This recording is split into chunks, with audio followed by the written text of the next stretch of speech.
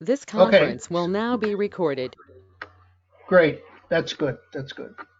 So if anything's missed in the notes, we'll have it on record. All right, so I think we're ready for the presentation.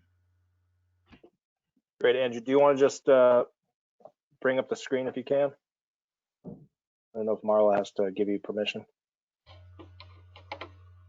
I'm actually not the organizer, so Ashley or Holly, can you give Andrew the ability to present? So while they're doing that, just to introduce ourselves, I'm the CEO of O'Brien Brothers, and Andrew is our Director of Development.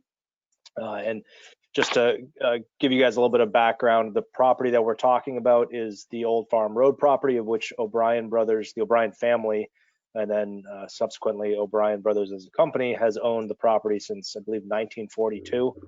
The entire property is roughly 140 acres, of which we're currently under development on the initial 40-acre parcel, which most of you are probably aware of is the Hillside neighborhood, which is 115 single-family and townhomes that are accessed off of Heinsberg Road, off of what was formerly Eldridge Street, and it's now O'Brien Farm Road, and then also off of Kennedy Drive on what is still the extension of Eldridge Street.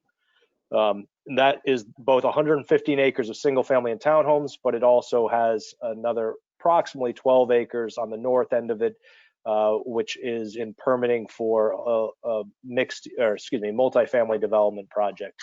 So kind of the intent there was to have kind of a lower density or moderate density single family and townhouse neighborhood that as you move north towards the Kennedy Kimball intersection, segues into a higher density multifamily development. So this parcel, which we're going to talk about this evening, is the balance of the property. So it's roughly 100 acres, and it runs from the border on the west side of Old Farm Road of the existing Hillside project, and we'll show you some visuals in a second. It'll be a little bit easier to understand. Over the crest of Old Farm Road, and then all the way down the eastern flank of the hillside down to Potash Brook.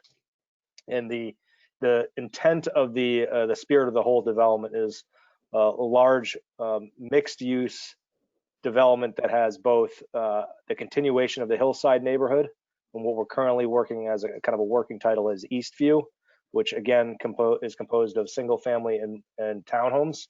And then also on the north side along the Kimball Ave frontage, it's more of a mixed use commercial development. And then as we continue down the eastern flank towards Potash Brook, it segues into a true commercial business park. And similar to Hillside, the intent of this is to have a walkable mixed use community where people can live on the same site that they're also working at, and it's connected via pedestrian connections, bicycle connections, and also kind of a logical road and street network, as well as providing shared amenity spaces, shared green spaces, etc. And so again, it's kind of a new urbanism style of efficient use of land, so smaller single family lots, higher density lots, but then shared green spaces. So again, an efficient use of land, which is, I think, appropriate in a centralized location like this that's convenient to schools, employment centers, etc. So with that, I think we could probably just start walking through the presentation, which I think kind of runs logically and gives you some visuals, and then kind of delves into each of your scopes as I discussed before. So Andrew, do you want to just take it away? Sure. Yeah, I think the the intent here was just to put some of the visuals and things submitted for the project into sort of a workable format for folks to see, without having to sort through a bunch of files and pull up different plans. We obviously have all the files and things if there are particular questions at the end, but I think we can get through this pretty quickly and just sort of get through the highlights, and then you guys can hopefully we can answer questions and hear more from you guys shortly. So we just basically are going to give a quick overview of the project, and then I've got a couple of slides that sort of talk about each of the three main committees that we're presenting to, and sort of your focus, and sort of how we've initially sort of set the project up with those goals in mind. So this is the overall project area. And you can see here, there's basically, this is what Old Farm Road that Evan was talking about. And this is Kennedy Drive, Kimball Avenue, and you've got the existing hillside neighborhood right here. So everything that's in color is the current project. You've got essentially 4 colors. The orange color is the R12 zoning district, which is a high density residential district. The purple color is the commercial 1 limited retail. Green color is a mixed industrial commercial, and the red color is an R1 residential zoning. And just to point out, if you missed where the orange is, the R12 district is what the current hillside neighborhood is. So there's a sliver on the very north of that that's representing the balance of the R12. So in terms of the different uses that are allowed, I basically put a dark blue border here around the area of the project where residential uses are permitted under the zoning regulations. And then you've got a dark orange line around the areas of the project where residential uses are not permitted under the zoning regulations. So you can kind of see that in the zoning rules and sort of how the project has these different districts that are sort of mixed into it. And again, this is Old Farm Road, Kimball Avenue. So this is a aerial rendering of the project, and it sort of has a lot of conceptual things in it. We've been working on getting this refined to sort of show what an eventual build out could look like.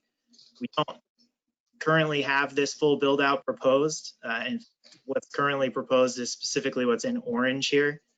So you can see in orange the single family and for sale residential area. You can see in white the existing hillside neighborhood. In blue is mixed use sort of services, senior housing, those types of things. And in yellow, you can see the industrial commercial area. We sort of put some general unit counts on here. A lot of that is to be determined through the permitting process. There's obviously density bonuses and things that happen with affordable housing, and that could, swing unit counts up or down. These are sort of broad ranges. And, also as we go through the process, we might fit more houses, which would then reduce some of the density in another area. So these are sort of the bands where we feel like we're likely to wind up. And the yellow area, the industrial commercial area, it has no residential units allowed. So the limit there is just purely based on lot coverage for those industrial uses. So just to kind of look quickly, this is the focus on the natural resources. So the site has been reviewed by Gilman and Briggs, which is an area consultant that specializes in natural resources. Review criteria for rare and threatened plants, animals, sensitive habitat, unique and natural features. Key findings of the review are summarized in a 2 or 3 page letter that was provided with the application. This is an excerpt of the letter. Essentially, what it says is that the project is not impacting any rare or irreplaceable natural communities. There are some class 2 wetlands and stream buffers that are within the project area, which are all being avoided. And the most significant environmental resources present are those wetland and stream resources that are staying outside of the project. This slide is a screenshot of the city's environmental resource locator. And essentially, I took this, I had this grand plan that I was somehow going to overlay our project on this to show that it lines up with the green areas are the areas that are being protected, and I was unable to successfully navigate that in the computer realm. But essentially, those green areas line up with the areas of sensitivity that our environmental consultants had found. And if you sort of go to the next slide here, this gets a little bit confusing because I had to orient our plan to match this orientation. So here, this is Old Farm Road, and this is Kimball Avenue. You can see the resources. The whole area that we're developing is fairly gray, with the exception of this finger of green here, and then this area on the property border which is where the Potash Brook is. And if you go to our plan, you can see where that finger of wetland and riparian area comes in here to this green area, and you can see along the project border, this plan is a different scale, so it just looks smaller. But those are the areas, and they do roughly line up. So there's just a few sort of quick points here. In addition to avoiding areas of high environmental sensitivity, we're also looked at the document that your committee had produced in terms of other things projects can do to sort of bear in mind the natural resources.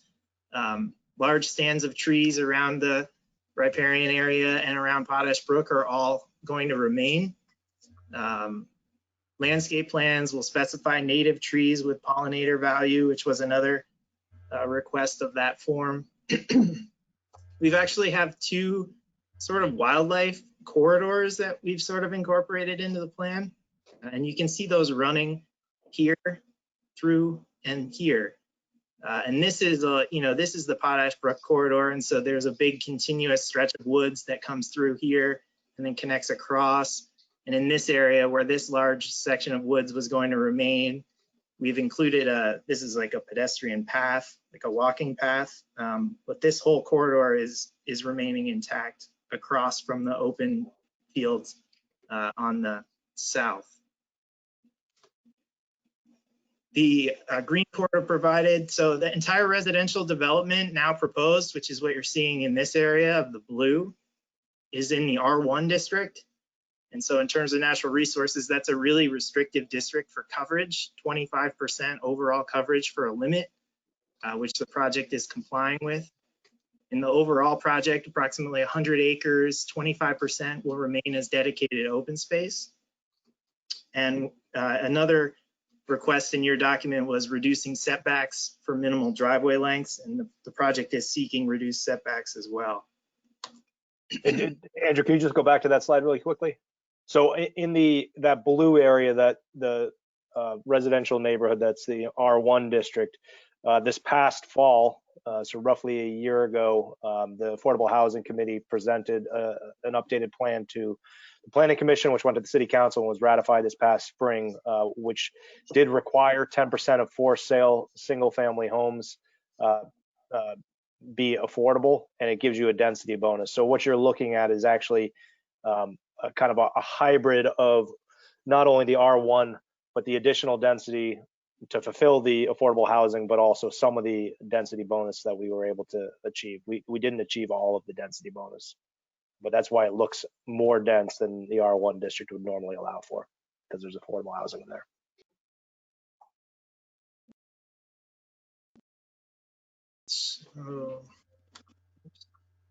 So this next slide was just sort of, again, touching on the natural resources side of things. And also, I guess there were some energy committee folks on the presentation. The left-hand image is a rendering from a hillside home advertisement that we're running in some of the local papers. It's essentially laying out the environment, the green building or resource conscious building practices of the hillside neighborhood.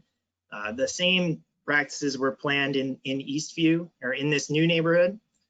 So we're currently building in excess of the newest 2020 energy code requirements. Standard house at Hillside has a HERS score of about 45. If you add solar panels to the house, it can get the score down into the 20s. And Eastview's homes will be built with the same specifications. So we're sort of building beyond the requirements of even the energy stretch code that went into effect this year. And we have, partners in that. We're working with Efficiency Vermont and hoping that we can get into a green building program, certification program, national green building for this coming phase. So. And as this slide points out, we are pre-wiring and adding the conduit to install solar panels on them and designing the roofs to add on that additional load. And on the existing Hillside project, we actually have a kiosk in our sales center that's a kiosk from Suncom, and to try and facilitate more solar. I don't know what the exact count is, but we've had a number of the homes in Hillside go forward with solar, including the model home that we built there. Yeah, it's been, there's quite a few, at least 6 or 7 people have done it. So this was another part of the project that I think is interesting from a natural resources perspective. You could probably look at it a couple of ways, but the project site has an area adjacent to Kimball Avenue. And this is a really rough highlight of the area in yellow here on the slide. So it's obviously not an engineered drawing, so this could go either direction a couple of feet. But in this particular area, we estimate that there's about 95,000 cubic yards of ledge in place on the site. In the Hillside neighborhood, we had a lot of success removing ledge from the site and using it to build the homes and roads and you know, sidewalks and things like that. And it actually enabled us to build a rather big network of roads and homes without a lot of truck traffic. And we started doing the math on it, and it was actually incredible how many miles of trucking and how many tons of carbon we were able to save by not trucking in stone. And so when we ran the math in this, 95,000 cubic yards of stone in place will reduce truck traffic by about 18,500 truck trips. So truck leaving the site and going to the quarry, that's 1 trip. Truck returning from the quarry would be 2 trips. So it would be, you know, 9,000 round trip truck trip. And, you know, given the distance to the nearest quarry, it's about 102,000 miles of trucking that this will save, which we've estimated to be about 230 tons of carbon in total that would be taken out of the project emissions by being able to use the resource that's on site. So moving on to breezing through that and moving on to connectivity. This is a newer visual that we were putting together for this presentation. Essentially shows you the site in a centralized South Burlington location. And it shows you how the site interconnects with the existing neighborhood at Hillside, which is right here. So you can see some of the sidewalks, the rec path, and then you can see the proposed connections of all of those and how they interrelate with what's around it. The green spaces proposed as part of the development are highlighted. So you can sort of start to see how you get around from point A to point B within the project area. And in general, our path connections have focused on, you know, major intersections. So how do you get from the center of the project to Kimball Avenue? How do you get to this corner, you know, with Kimball and Kennedy, or to these traffic lights or major sort of crossing points? So we've prepared another chart that we'll be submitting as a supplemental that sort of just looks at some of the distances and sort of kind of how, you know, somebody from location A, B, or C on the plan, how they get to these different destination points and how far it is and how long it takes walking. We sort of prepared a little chart where you can look at your origin point. So starting at point A and walking to the destination point D, which is down here. You know, it's about a 4-minute walk and a distance of 1,300 feet. So if you kind of layer on from the center of the project, this sort of highlight, you can see in general sort of how we've configured the walking trails. They kind of roughly go about every 45 degrees around the circle. So you've got those connections up and out, and you can see how from starting from the center, you can sort of get in every direction.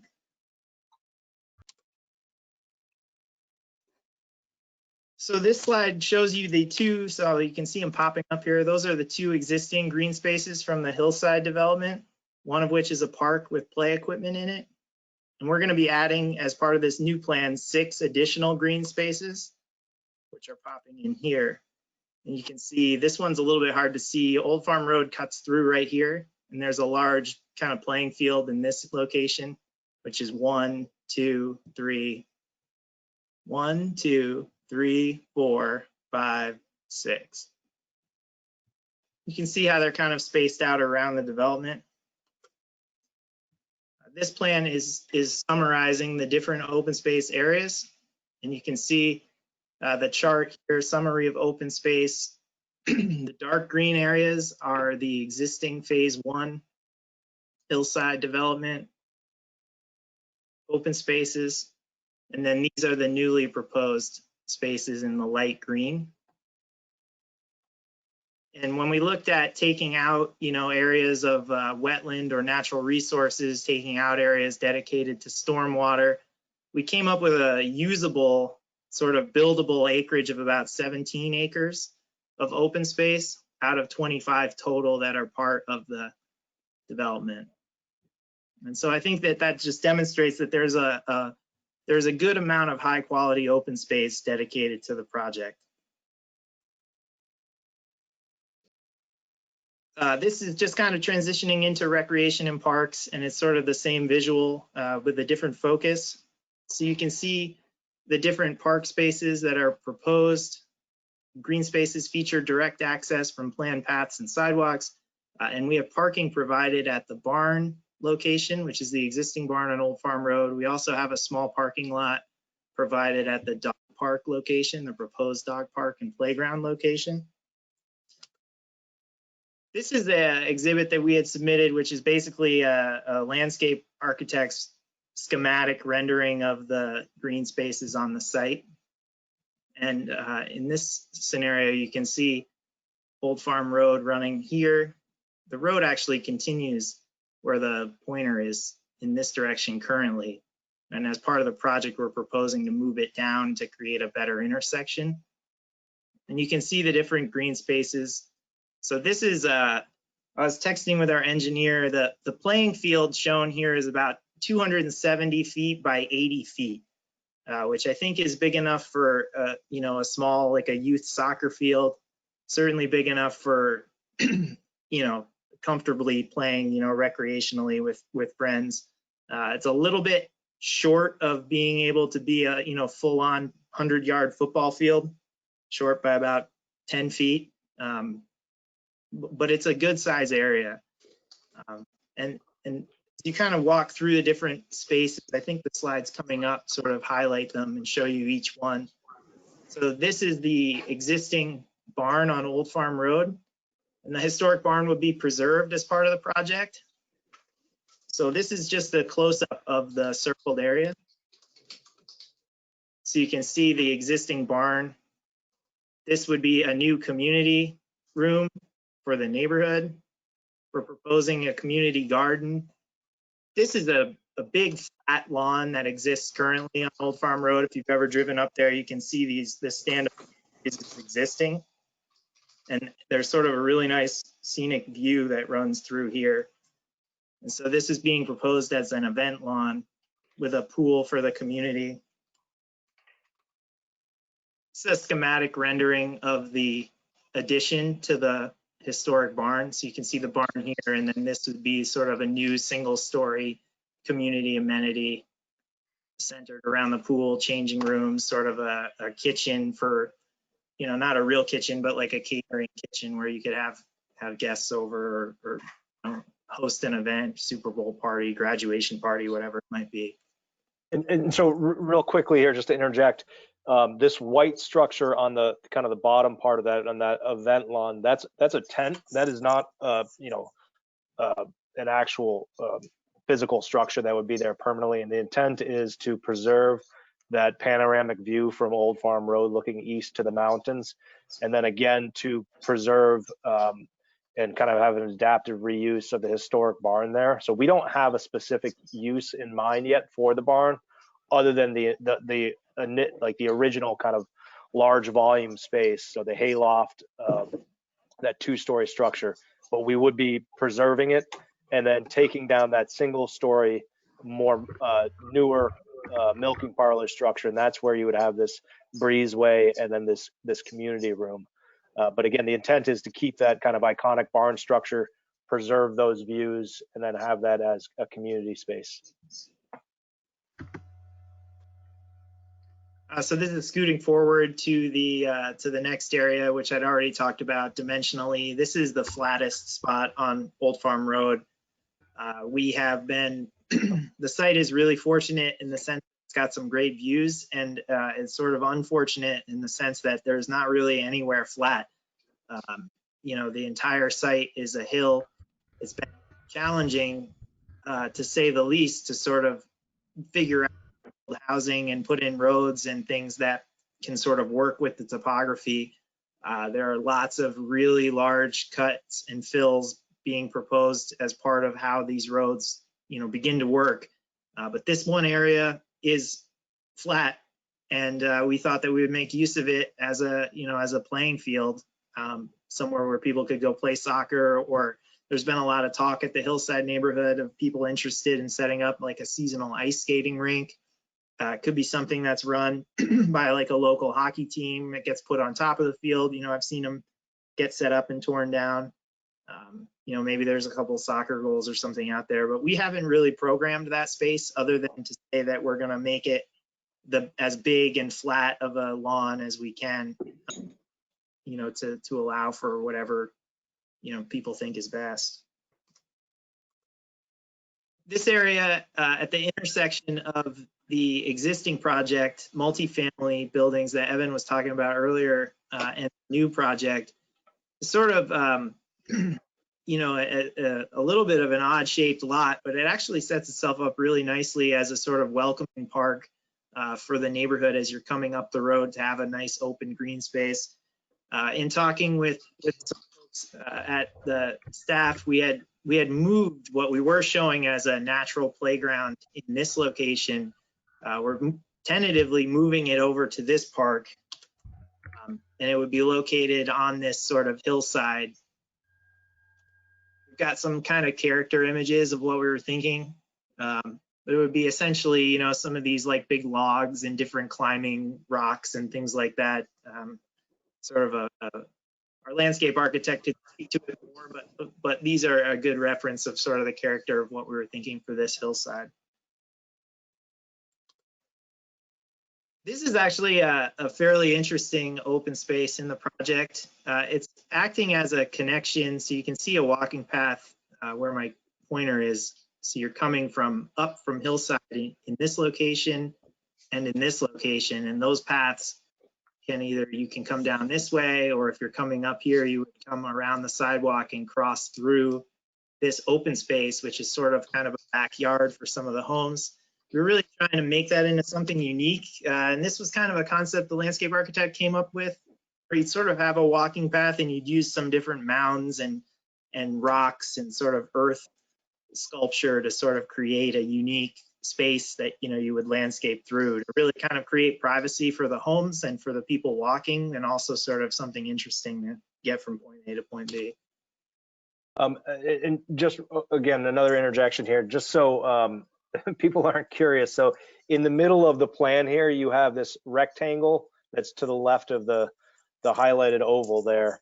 And so that is a private residence. It's actually an O'Brien family member that owns it, but it is a private residence that the company doesn't own. So it's not incorporated into the project. We're designing around it. So, what we do around it sort of makes sense. It has proper screening, et cetera, but just didn't want people to wonder why there's kind of an island in the middle of the plan. Right. But that is the original farmhouse in the middle. So that will stay as a private residence. So I think this is the last sort of major open space.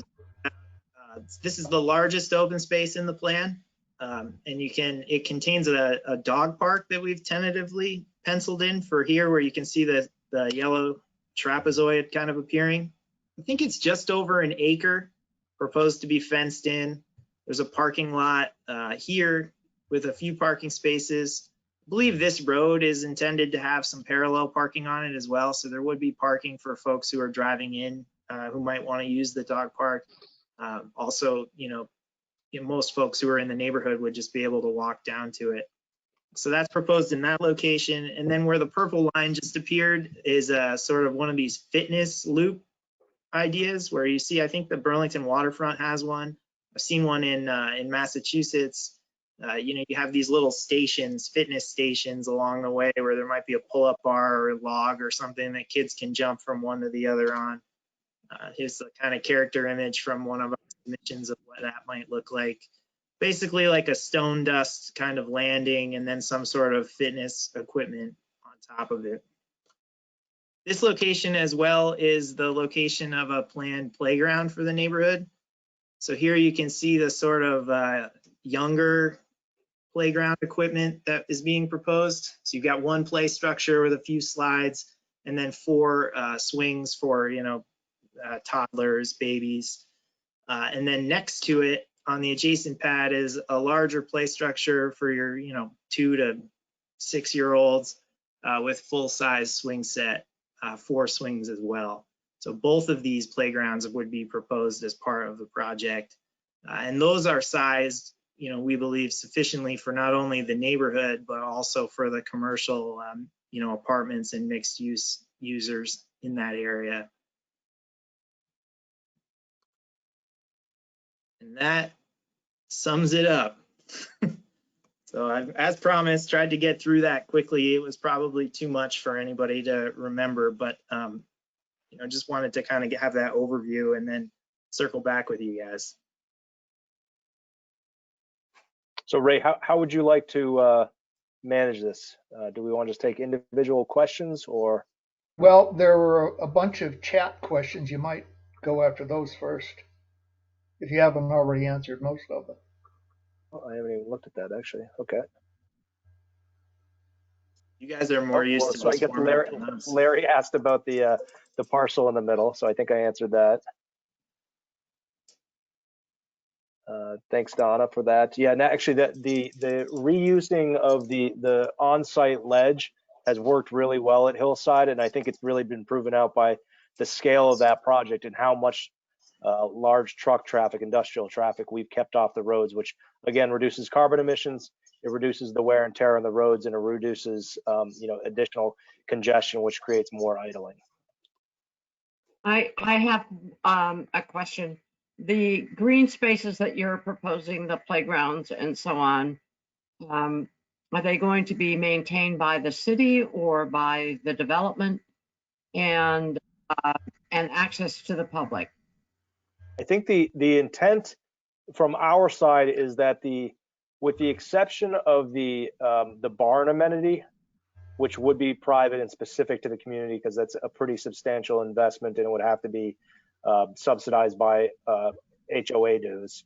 The other open spaces, green spaces, playgrounds, the intent would be that they would be handed over to the city at some point if that was the city's intent.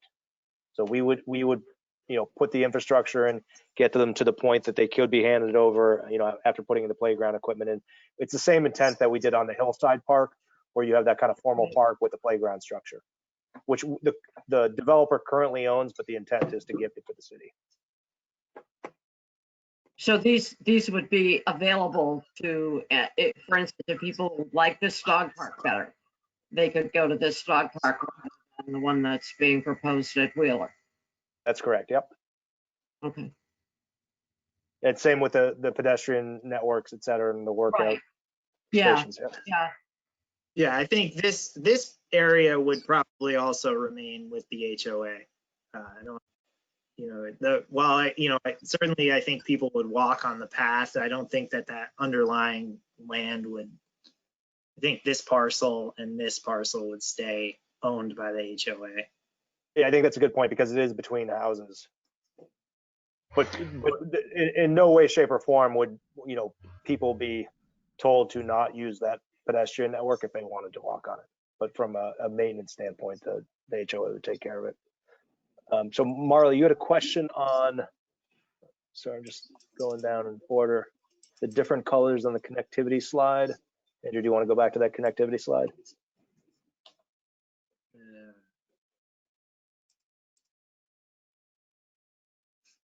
Yeah, so there is a key on this plan, on the full plan, but I think that the orange is just representing some sort of solid surface. I don't think that we have specified, concrete or asphalt or I don't know if there are other options for what solid surfaces might be. I guess you could use pavers or something like that in isolated areas.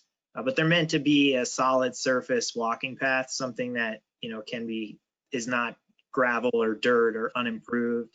The difference the pink lines is that the pink lines are not specifically proposed currently because those areas are not getting developed currently. But we put them on there to sort of say, you know, I don't know exactly how you regulate it, but there will be a connection through there for pedestrians at some point. How that, you know, what that looks like if there's a building here, you know, maybe the path goes this way and you through the parking lot. But the intent is to create a connection in these two locations. And so that was the difference for the pink line.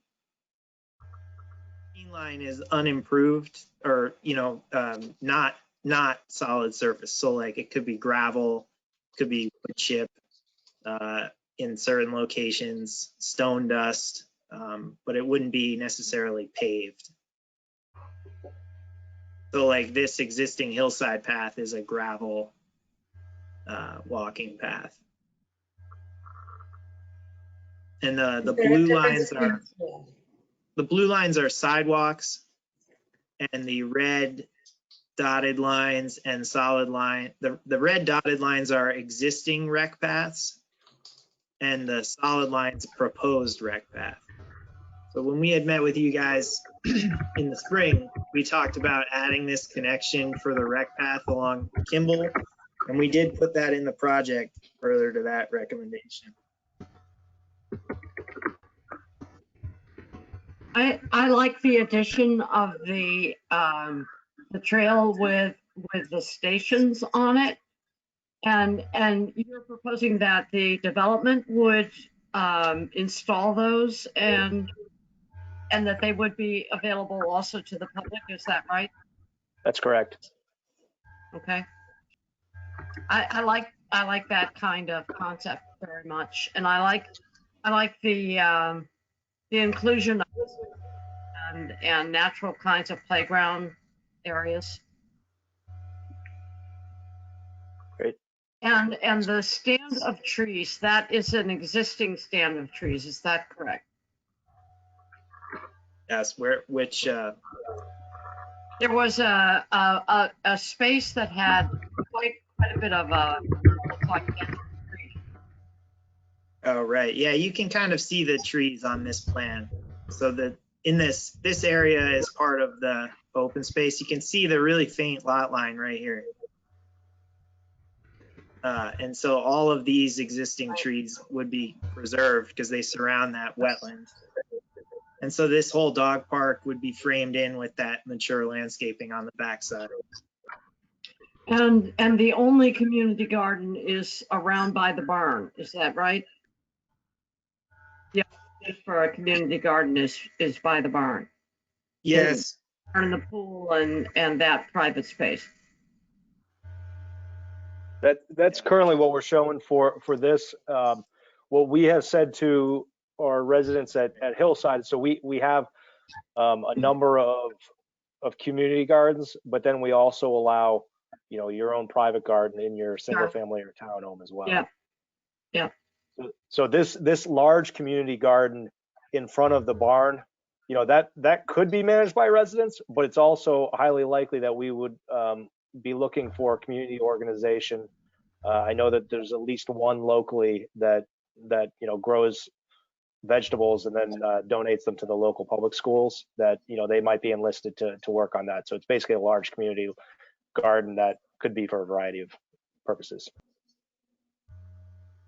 Yeah, and I think the intention with the barn, you know, is not that it would, you know, the structure with the pool and the sort of changing facilities and things, you know, would be for the resident community. But I don't think that the intention is that the lawn or the community garden is you know, sort of fenced off, if that makes sense. So it would be owned by the association, but there's no reason why, if there was some sort of broader community event, that it couldn't make use of the event space, you know, in coordination with the homeowners association. There's quite a bit of parking space around the community garden. Yeah, we've actually. And if the barn were rented out for some kind of event, you could use a shuttle to get people there and back, also in addition to the parking. Yep. And we've also, in some discussions with staff, They had a recommendation. We agree with it that we may reduce the impervious parking around that community garden and instead have lawn space on the north side of it that could be used for overflow parking, but it would reduce the impervious that's sitting there on an ongoing basis. And to answer Ray's question, in terms of the two-story barn structure, we don't currently have a use pegged for that. Again, we'll preserve it. We'll structurally shore it up, and aesthetically, we'll get it kind of back in good working order with the future use of it TBD at this point. The challenge to that barn is it doesn't have a wide open volume of space in the hayloft like you see in some barns. It has kind of a unique structure internally, so it does really sort of limit what you can do in that second story space because of the spacing of the columns. That said, it's still a pretty cool space. It's a big wide open volume, so we think that there could be some pretty interesting uses there, and we're open to suggestions. But right now, what we're committing to is preserving the barn and getting it in back to its aesthetic and structural shape that it should be.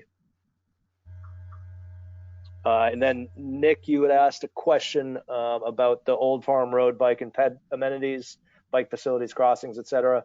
So the current plan calls for a sidewalk on the west side of Old Farm Road. I think we would certainly be amenable and like to see a sidewalk on the east side of the road as well. I think something that we would like to throw out there to folks just to consider is, maybe folks individually could go down and take a look at the existing hillside development, particularly on Old Farm or O'Brien Farm Road where the townhomes are. On the west side of O'Brien Farm Road, we have a community path or a rec path there. That's, in our perspective, this isn't a question on cost. I guess everything comes down to cost at some point, but this is really just an aesthetic thing that we believe in a neighborhood setting like that, a residential dense neighborhood setting like that. The rec path is overly sized. It feels like there's a large driveway running across people's lawns when you already have driveways, that are obviously accessing their homes. So it's something to think about. If maybe where it's crossing by people's residences, maybe we neck it down a little bit, and where it's not running in front of people's residences, you could kind of increase the width of it. But something to think about. I don't think we have a real strong perspective, but aesthetically it does, I think, have some challenges. Going back to the barn, I have another question. Are there restrooms around there by the barn? In the new clubhouse facilities, in the new clubhouse facility, yes, there would be restrooms and changing rooms for the pool. Okay. But again, those would not be public restrooms. Those would be, for that homeowners association space. Yeah, so this is Nick. Just kind of touching on, there's a lot of crossing points, walking crossing points. Kind of if you look right in the center of the screen there, the orange. Are those, are they going to be kind of zebra crossings, or would they have flashing lights? How are we going to make sure that Old Farm Road isn't still a cut through for people going to Kimball or Right. Yeah, no. So this is a big focus of a lot of discussions internally right now with our consultants, because as we all know, Old Farm Road has been used as a cut through for commuters for decades, and it's actually kind of a dangerous situation. And so our traffic consultant has given us a number of recommendations, speed tables, stuff like that. Right now there are some speed bumps on Old Farm Road. They don't really seem to work very well. I think people slam on their brakes and then speed up to the next one. So we would like something, more and kind of more creative and more effective calming measures on the roads that we've created for the residential roads surrounding Old Farm Road and on the existing development. We've done a lot of things to try and calm that traffic, narrowing street widths, making it so they're not long straightaways, so you don't have a clear line of sight, which encourages people to speed up when you have that long clear line of sight like you do on Old Farm Road. So I don't think we have the silver bullet yet, but we are in discussions with the city. Marla and Paul and Andrew and I had a conversation a week or so ago, and we'll continue to talk with Justin and with our consultants and certainly with these committees, if there are suggestions, we're all ears. Yeah, I think Yeah, I mean, the public works side of it is really important. We haven't had a chance to sit down with Justin yet, but certainly, yeah, the raised speed table is something that everybody has sort of universally, I think, just accepted is going to be part of it. And maybe that leads to kind of the raised crosswalks as well, if there are mid-block like that orange one with some flashing beacons and things. And I think is there a chance for like sharrows, painted on the ground to try and help indicate that this is a place where bikes and cars would be expected to be. I use Old Farm Road all the time for cutting through as well on my bike. It's actually a pretty functional way through, so I'd love that to be maintained in some way so it didn't feel like bikes were excluded. What was that again? What did you call it? A bike sharrow? Yeah, I mean it's paint on the ground. It's not like it's real protection, but it's a kind of signal that bikes belong there, right? Yeah. So that's for a share the road arrow, a sharrow. Yeah, that's a great idea. They don't do much, but they do more than absolutely nothing, right? But I definitely think those crosswalks, having more of those quite visible is another traffic calming measure. Well, Andrew, could you advance to the or go back to the aerial rendering? So just so everybody's aware, over the long term, the vision is to, and this is on the city's official map, is to have a north-south connection from Tilley Drive to Kimball Ave through the eastern portion of the property through that industrial commercial area. And so over time, the goal / hope is that there is a relief valve that takes that commuter cross through traffic off of Old Farm Road. Because if you had a better, more efficient way to do it, I don't think people would be cutting through the residential section. They'd be going down Tilley and then up to Kimball. Yeah, and there was a question in the box about getting from Heinsberg Road, over to the IC if you were working here. And I think the answer would be this connection. And in some comments that we had gotten about adding a rec path on this road, I think we'd had a sidewalk on one side, and we'd certainly be happy to add a rec path on this side of that road as well, connecting. It may be required in the ordinance, but that would be an idea. This seems to be actually a really suitable place for a larger rec path, because it sort of would get you from point A to point B in a quick, safe fashion, sort of in a more open environment without so many driveways and cars and people. And then the piece Evan didn't mention for Old Farm Road is the reduced setbacks of the homes, and we're sort of placing homes right along that street. We're creating some new intersections that may or may not have stop signs. I think there's some work to do to sort of see if that's warranted, but you could see 2 or 3 new stop signs along the road. There's going to be a traffic light here to turn out, probably be a stop sign here. There could be a stop sign here and here as well. So when you start sort of piling all those stop signs, the homes closer to the road, the driveways, the sidewalks, more people, you layer on some raised crosswalks or some speed tables, you can see how it sort of starts to become less attractive for somebody who wants to go 60 miles an hour, shave a minute off the drive.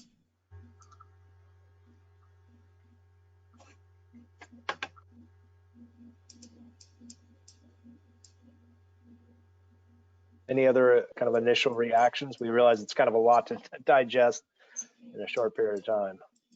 Hey, I have a couple of questions on behalf of the Energy Committee. So applaud you guys for building such great energy efficient homes.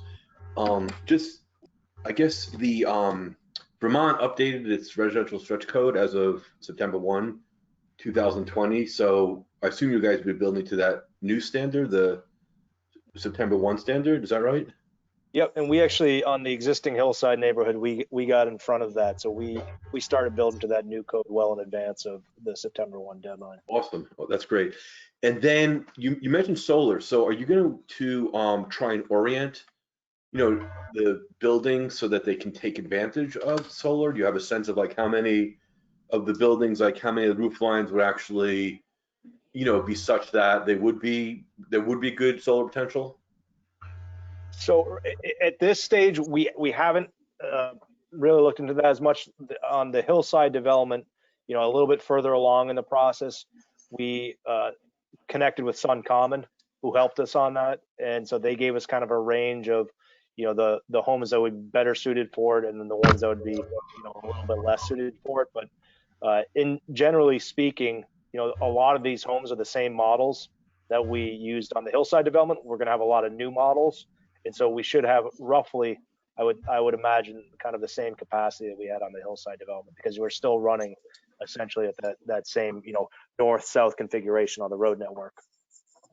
Right. Yeah, we found that Yeah.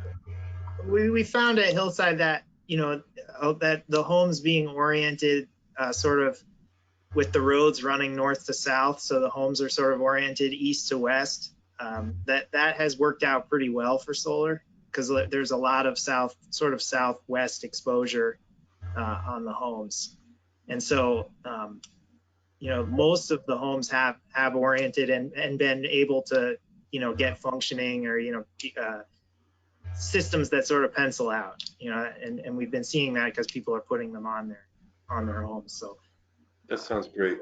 And then maybe just one more question in the same vein, and this is kind of a stretch question, but I think probably an important one for our future. I didn't, take note that in the hillside homes, I think you guys are, described that there'll be natural gas infrastructure with really efficient gas furnaces. But I guess a question for you is whether you've considered just doing away with the fossil fuel infrastructure altogether, kind of saving the costs of running natural gas and having the homes be, solely electric heat pump, right? Which, as we know, as our grid gets cleaner and cleaner, makes it a lot easier to get to net zero, as we really need to get to, as a society. yeah, we have not considered not running gas in the neighborhood. I think that would probably challenge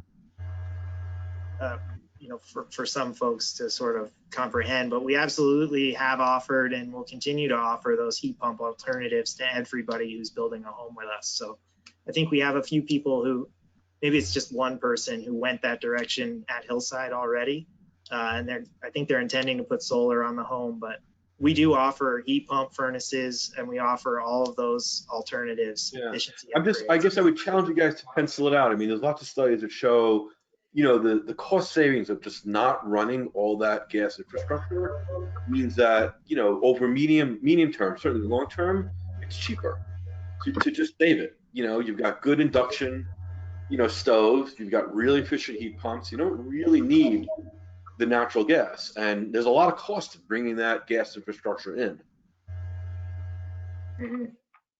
Well, we can definitely look at it. I mean, it's certainly our intent to be building the most efficient homes that we possibly can, with the understanding that they also have to be marketable too. We got to be able to sell them to make this project work. Sure. But no, I totally get and don't have any issue with taking a look at it. That'd be great. Thanks, David. Can I go back to asking a question? Because if we're kind of getting away from the connections and the traffic issue, but I had written a question out about the steepness of the grade on Old Farm Road, because I know you're realigning the road. I just wondered, what does that do to the grade when you're coming down off the hill to Kimball Avenue? Because it's really steep as it in the current configuration. I wonder what changing this does to this. So we're actually killing some of the topography by reorienting it the way we are. So, I mean, the reason why the intersection is currently the way it is because Old Farm Road, it being an Old Farm Road, preceded both Kennedy and Kimball. So it went straight up to Williston Road. And so that's why you have this kind of a mess of an intersection where it's intersecting too close to another intersection and it's going down a steep hill. So we think this will actually increase the safetiness of it and also would just make it a more logical, traffic flow. Well, what's the grade though? Because I mean, we have one very steep connection, rec path connection up from Kennedy Drive, and we know that's steep. And so I thought, well, if you can come off of the proposed rec path on Kimball Avenue and be able to have a more gentle way back to get up the hill again, It would do you know certainly, what that grade is? yeah, I don't know offhand. I assume it's in the 8% range. That's really steep. Yeah, well, that we are sort of that is a hill, and we've sort of leveled it to the point that we can. I think that we're hovering around 8% on most of the roads that are climbing in the neighborhood. One of the suggestions I wrote in was because the dog park, I assume that's coming downhill toward the dog park. Would having a rec path kind of come back to Kimball along the dog park, wouldn't that lessen the grade quite a bit? I'm not 100% sure. We do have a connection at that location. Yeah, there is a path there, Donna, but I think that would actually be steeper than the buff Old Farm Road. There is a Really? connection there. If you look at the topo lines on the site plan that was in the packet, it's definitely got lots of lines. Yeah. But it'd still be. There's not an easy way up. There's not an easy way around this. That was kind of alludes to the kind of sarcastic comment I made before about how we've got a lot of good things on the site, but flatness is not one of them. So Yeah. it's sort of a constant struggle. For reference, right where that football-shaped park is, kind of at the just to the south. Well, no, in the new plan. Yep, that one. That's the height of land in South Burlington. So that's that's the highest peak. And so we're dealing with grade all over this site, which has its benefits because you get views out of it, but it also has its challenges. Yeah. So coming off of the new intersection of the major rec path, coming down that street that ends in the roundabout to the dog park, does that come downhill down to the roundabout? That would be a good question for the engineer, but I believe it does. And then, so you could potentially, if that is a paved path adjacent to the dog park, that would give you a less steep way to get back down to Kimball. Depending on the grade of that path, which Yeah. I'm not sure of. Yeah. If it might make sense to hop back, there's a bunch of questions in the comments that we haven't. I think the last one that we got to was this question. Larry had a question, playgrounds with the intent to become city owned, are they built to city specifications? I guess they would be, we would look to try and connect with the recreation department about what they're looking for. The playgrounds have all been spec'd out by Pitt and Nelly Playgrounds, which is a local playground builder. They built playgrounds in most towns in Vermont. I think they built a lot of the playgrounds in South Burlington. And so we would work with them, and the whole thing would be, would meet requirements for the wood chips or wood fiber and all of that stuff. We had previously in Hillside, we used a different vendor for the play equipment who was not a local vendor. And I think that it was a recommendation of a different brand of equipment.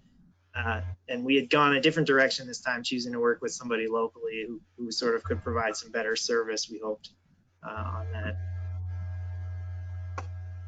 But the intent would be to coordinate and have it meet the city specifications.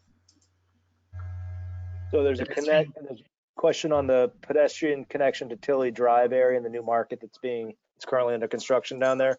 So where we have kind of held off on putting additional connections is, we've planned them on our site. We haven't planned them off our site.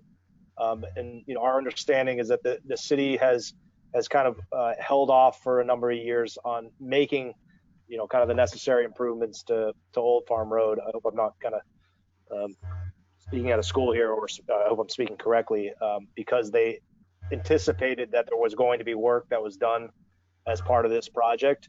So I think that's part of the conversation we're planning on having with Justin Rabideau at DPW to see what the plan is at the south end of that intersection.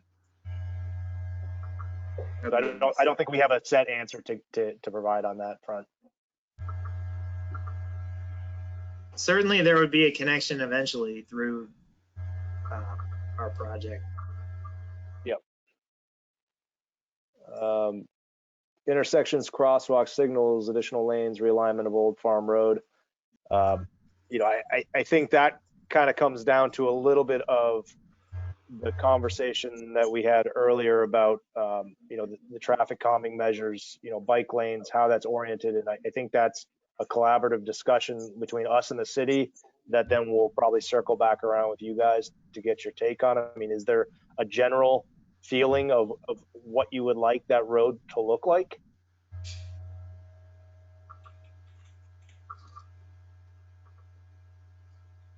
Other than pedestrian and bicycle friendly? Is this just saying in general, Marla, were you saying more like all of the intersections? Yeah, so you've got some new signals proposed. You've got some intersection widening proposed, and looking at this sort of overall map, those things just don't come across super clearly. So maybe you could just step through each of those sort of points where it touches outside of the development. Yeah, I'll be honest, some of this is just coming out of my memory, so I could be wrong, but this obviously is an existing intersection. This intersection here between Eldridge Street and Heinsberg Road, as part of the hillside development, we put in a new crosswalk with the dual reflecting beacons or flashing beacons. And so that's all fully installed at this point. And that connects this rec path with the sidewalk on this side of the road. If you sort of move up the page, you get to the Old Farm Road intersections. Obviously, doesn't have much pedestrian infrastructure. I think the sidewalk ends right there. It doesn't continue across. At the intersections we're proposing, the new industrial commercial access road, the plan would be to have a signalized intersection. There would be a turn lane added for coming in and out of the project. And there likely could be a right-hand turn lane added to turn into the project as well. Similarly with Old Farm Road, when it's set up in this location, there'll likely be a right turn in lane, a left turn lane, a new signalized intersection, and crosswalks to get across to the sidewalk. This intersection with the existing hillside development is in permitting currently as part of the multifamily project that's getting proposed right here. And that would have, again, you would have a crosswalk signalized with, the pedestrian protections. And all of the signals would have, you push the button and the light, the crossing light goes on and off and whatnot. And these are, this in particular is an important spot because you can cross to the rec path on the other side of the road, in a safe and protected fashion. So in most cases where we have a new intersection, we're having to widen the road to accommodate turn lanes to get in and out. At the Kennedy Drive intersection, it's the same. There's no right turn lane proposed, but there is a left turn for coming in that would be added to Kennedy Drive when that's constructed and that new traffic light gets installed. The realignment of Old Farm Road, I think we touched on that a little bit, but you can see here where the existing road, and then you can see what's proposed, which would create essentially a four-way intersection with the development across the street, sort of tying both things together.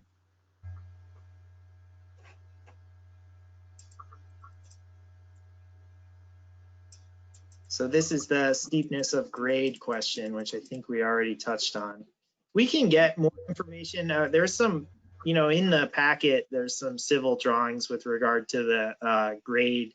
But probably look at amending this plan to sort of designate the grade of different sections of the walking paths, just so that we could have an idea.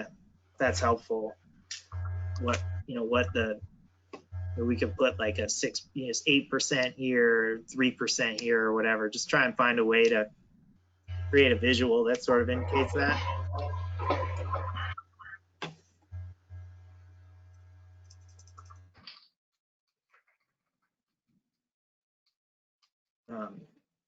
Considerations with regard to night lighting intensity. We are not proposing very many lights, street lights in the development. I think with the exception, the industrial commercial area is probably more likely to be lit in terms of the users themselves might have lights or parking areas with lights. The residential development, at Hillside, we put traffic, this intersection. I think we have like one street light here, one here, one here, and one here, just to kind of give a little bit of light to the intersections. And we've been really happy with that as an outcome. I think it works really well, and it minimizes the amount of light just kind of being pumped into the neighborhood. A lot of people don't like living across from street lights. They shine in their window all night. And so we've sort of had a lot of success just giving people nice front porch lights and, sconces over their garages. And we've set all of the lights in the neighborhood, and we'll continue to set them all on photovoltaic timers so that, folks want to have their front porch light on, when it's dark, they can leave the switch on and it goes on and off automatically at night. And then you sort of, the people who choose to leave their lights on at night will sort of give a little bit of light to the neighborhood as well. But we've largely been able to avoid street lights and lots of street lights, which we think is going to be the goal with this neighborhood as well.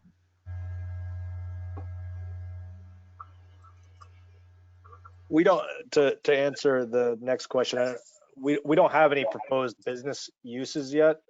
It's really whatever is compliant with the existing city regulations. But really what we're trying to do is have the commercial sector that's on the intersection of Kimball Kennedy and then along the Kimball frontage. Retail would essentially be additional amenities for the residential component. So it could be pharmacy, would like to see a grocery store there at some point, kind of a community scale grocery store. There could be a bank, something along those lines. It's not going to be, a strip mall or something like that. It would probably be first floor retail, somewhat limited, with the exception probably of again, a pharmacy and or a grocery store.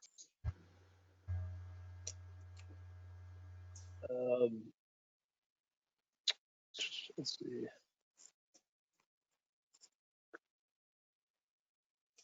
In terms of how many people are expected to live there, I did have some sort of projections on overall number of dwelling units. I think it's around 450. And then if you sort of figured everybody it was two people, maybe you're in the 800 to 1,000 per build out of the project. In terms of, our traffic study had the full potential for trips. Forget where it landed, but that is being considered in the development of the traffic, calming measures and things like that. The full potential build out of the site and number of cars.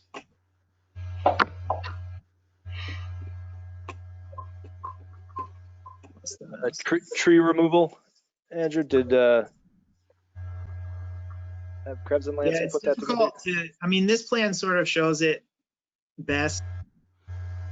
In the area that we're currently building, there aren't a lot of trees. There are trees. With a project this size, it's difficult to sort of, and we haven't numbered them. There are a lot of challenges with preserving trees within a project of this size. I think, in isolated areas like where the dog park is, we're certainly able to do that. you know, the resource, the ledge extraction operation is, you know, slated to happen right in here where there are a number of trees on the site. Although I would say that these trees I wouldn't necessarily characterize as mature or large trees. They're generally 6 to 8 inch sort of white pines, really scrappy trees, a lot of brush and buckthorn and things like that growing in those woods. Most of the mature trees on the property are in this area around the Potash Brook, and the environmental reports that we've been given have emphasized that corridor as being, you know, the sort of more important area which is being preserved. And so I can't give you a number. Fortunately, the majority of the land is cleared from previous farming. And so you can see there's some trees here and some sort of little hedgerows that cut in between the fields, but the majority of this is open. We do plan on saving a number of trees around the barn in the area where the pool is going to be built. And there's some mature trees along Old Farm Road in this area that are going to be preserved. But in a lot of the site, it's not uncommon for a road to be 8 feet higher than the existing conditions, or for a road to be 8 feet lower than the existing conditions. And so when you're sort of trying to grade that out across a couple 100 yards to sort of level the site, you know, you quickly are burying trees 4 feet up their trunks, and that's not something that is viable. So it's the grading on this site that makes it particularly challenging, if that makes sense. It's not as easy as just saying, let's just, you know, jog the road around that tree, because you might have to jog the road 600 feet to the right in order to make up the 12 feet of grade, you know, that you are going through in that area. So I'm not an engineer. That's probably apparent, but that's my layman's understanding.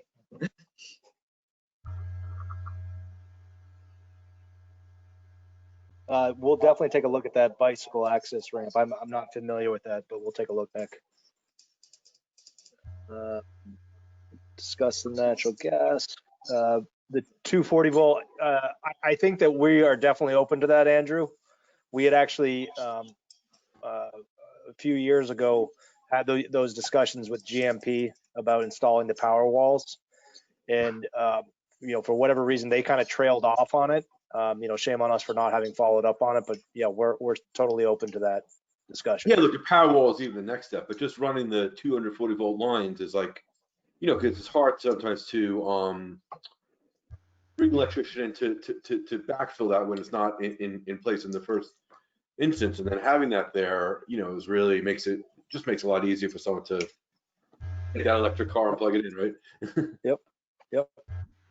Yeah, we do put conduits in for that currently, although we don't run, you know, where that's something that you know, is effective. We run a conduit for people so they can pull the wire easily to the panel back to the garage. Yeah, we can certainly look into that. That'd be great. Thanks.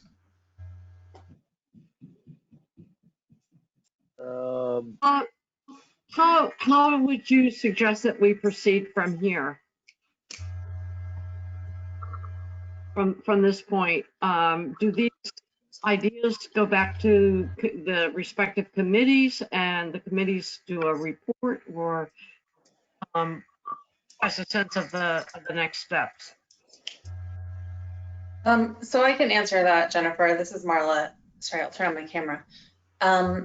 For each of Recreation and Parks, Natural Resources, and Bike and Ped, we did prepare a quick memo asking some questions, and that you take a look at the plans at your next meeting and provide feedback to DRB in accordance with the DRB guidance to committees memo that the DRB prepared. Folks from other committees, that memo also applies to you. So if you want to take this information back, obviously the plans are available, and I'm sure Evan and Andrew will be happy to share these slides. And review this information, come up with more questions that you can ask them, or just statements for what you'd like to see in this project.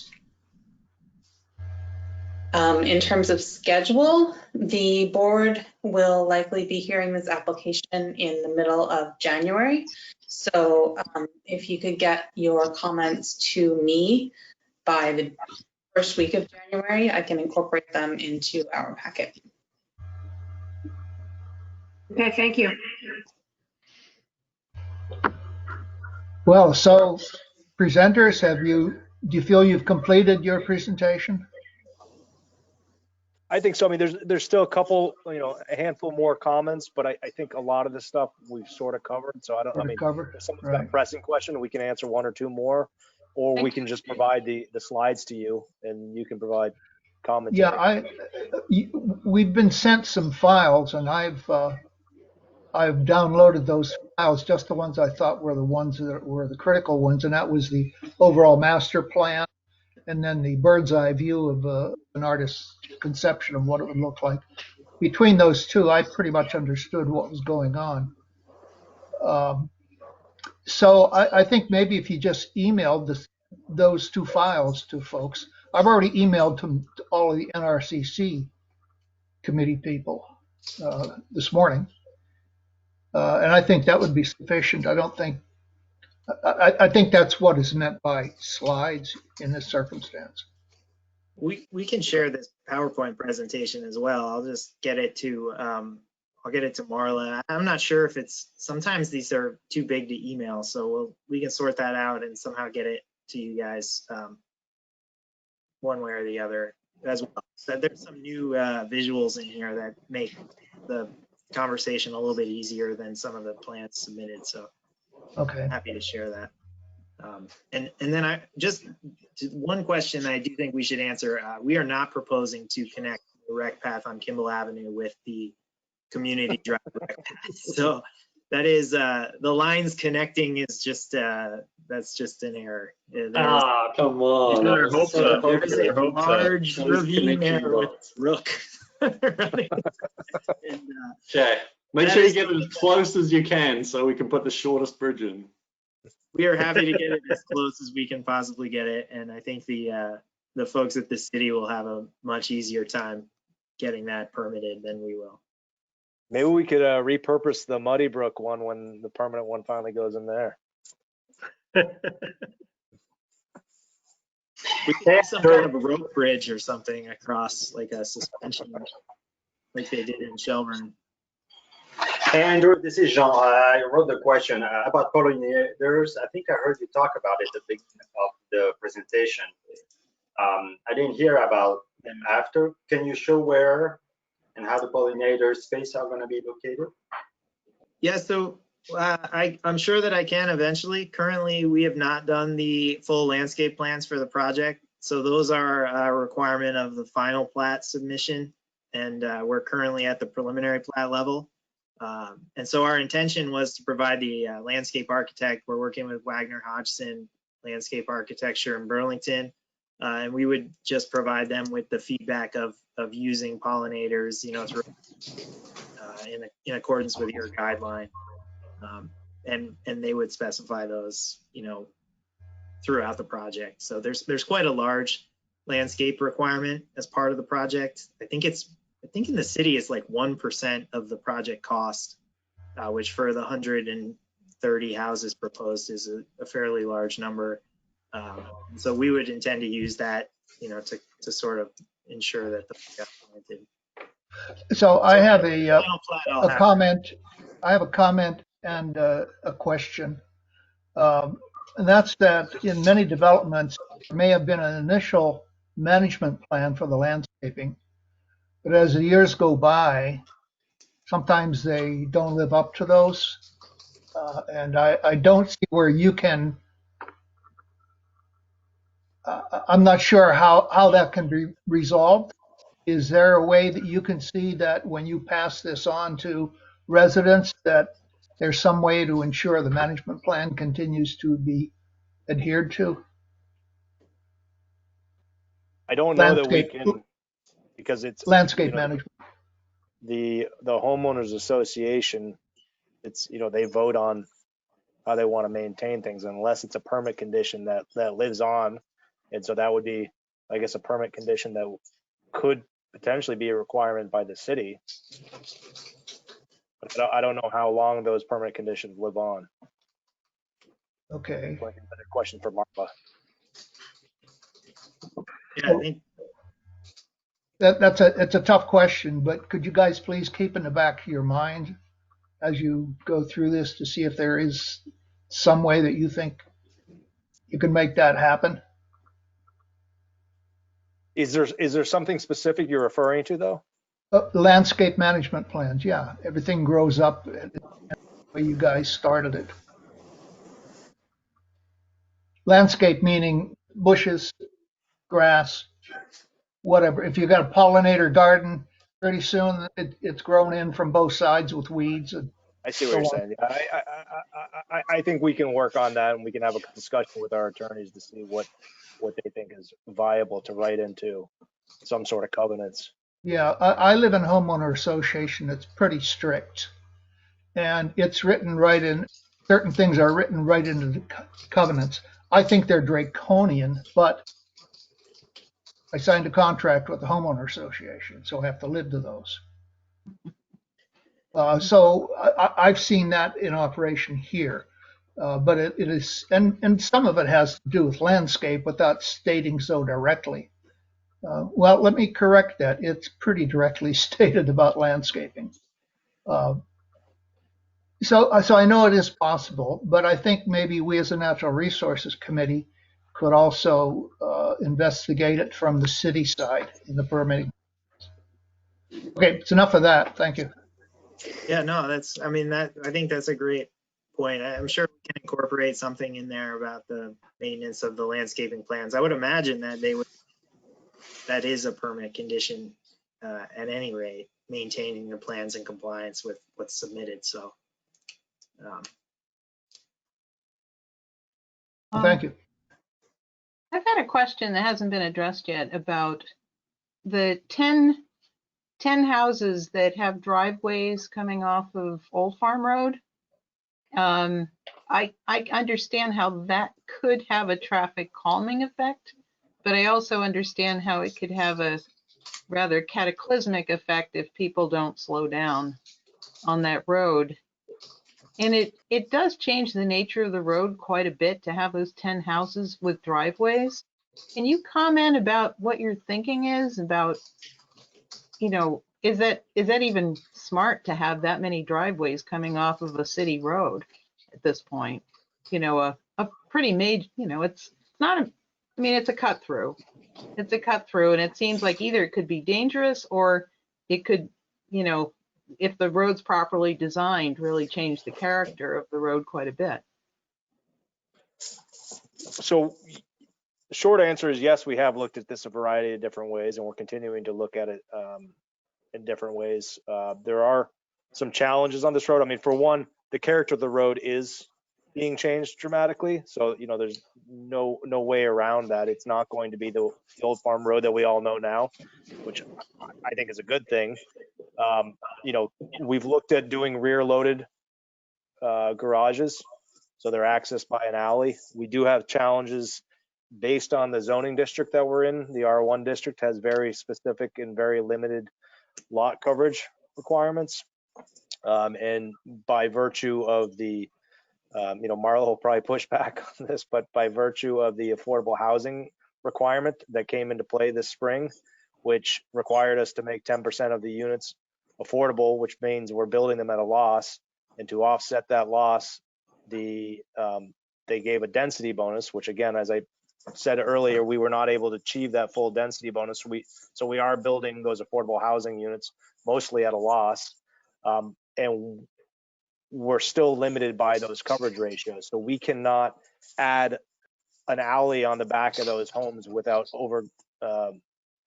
crossing over our coverage ratio issues. So, you know, there are challenges to being in the R1 and to having these additional homes that you need to build and trying to offset the cost of doing that. So, you know, we're looking at different creative ways. I understand the point of the question, whether it's going to be better to have a rear loaded garage there. I don't know if that's going to be better or worse for the site plan. Or what about just reducing the number of driveways? You know, configuring it in such a way that you have maybe one driveway for every 4 units instead of for every single one. Well, I think the only way you're going to be able to do that is to have them rear loaded because of the hillside, because of the topography there.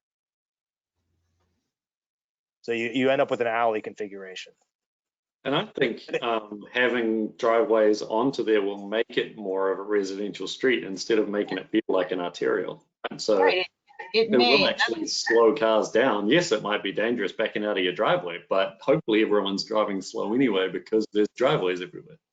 Yeah, and well, that was why I kind of had the question too, is like, who's making all these improvements to Old Farm Road? Is that becoming part of the development cost? Yeah, all improvements to, I think we lost Evan. Improvements to public infrastructure are always borne by the developer. So all of these costs are by the developer. Any improvements to Old Farm Road or the connections. We are looking at trying to do some creative solutions to reduce the number of curb cuts on that road. But we also are trying to use existing impervious surfaces to access homes in a way that makes sense and makes use of something that's already there instead of putting a new road in to do something that an existing one can. So I think the coverage is low, but it's also there for a reason, and so we're trying our best to do the most that we can within it. But again, to Andrew's point, we are continuing to look at some different configurations, particularly on the north end of it, where right now you have those on the northwest side of Old Farm Road, you have those 2 duplexes. So looking at that and looking at it directly across the street and potentially doing some smaller footprint homes that use shared driveways to limit those curb cuts and potentially to have a different style of home there as well.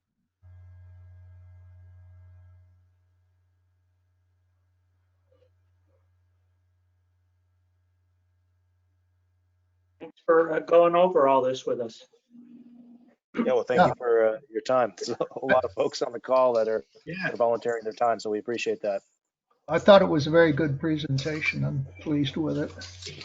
Hey, Ray, I'm sorry, this is Andrew. Just one more question. I'm just reviewing the residential stretch code, and it'd be great. We don't have to do it now, but at some point, if you guys could just kind of indicate, I guess there's a point system that needs to be satisfied for residential development for the stretch code. I just love to know which of those elements you're satisfying to get the points in the stretch code. I think it's table 5.6 that lists the elements out and like the point values for each one. Yeah, there's a prescriptive method that has continuous insulation on the exterior of the home. And that's the one that we're following.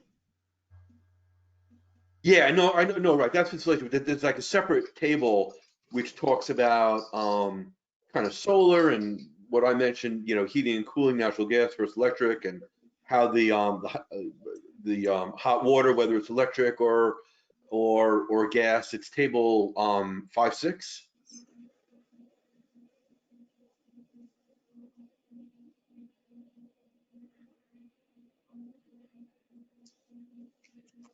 Yeah, I don't have it in front of me, but I know that, there's we fill out the RBES certificate. They just came out with the new one. And so whatever that is, we can certainly put into our permit application, exactly what compliance method we're using for the code. That'd be awesome. Thank you.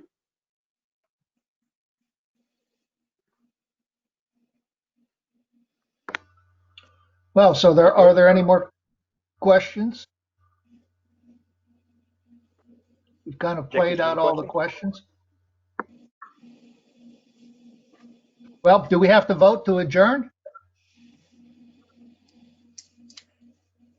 Or does the organizer just turn the screen off? Okay, I say we adjourn. That's a proposal. Well, thank you all. We appreciate your time. It's a move. Thank you.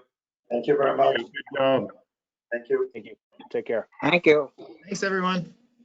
Goodbye. Good night. Don't forget to hit end recording before you close it out, Holly or Ashley.